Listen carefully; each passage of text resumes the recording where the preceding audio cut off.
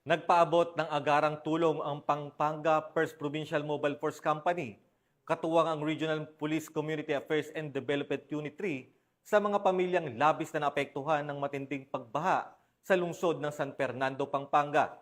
Nakibalita dyan si Police Corporal Giselle Rivera.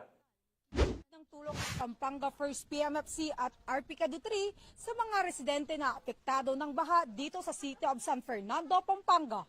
Pinangunahan ni Police Staff Sergeant Ryan Paulo Cortez ang relief operation kasama ang mga miyembro ng Regional Police Community Affairs and Development Unit 3 sa paghahatid ng serbisyo.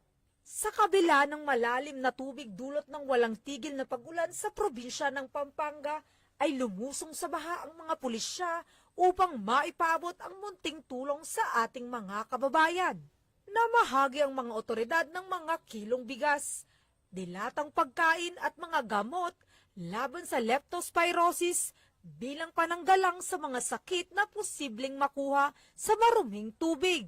Labis ang kagalakan ng mga residente sa natanggap nilang tulong at malasakit na ipinakita ng ating mga kapulisan.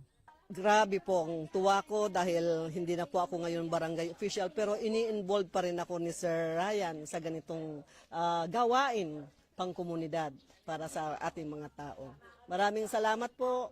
Keep up your good works. Patuloy ang misyon ng pulisya na maipadama ang taus-pusong serbisyo sa anumang oras ng pangangailangan, sila ang kaagapay ng bayan.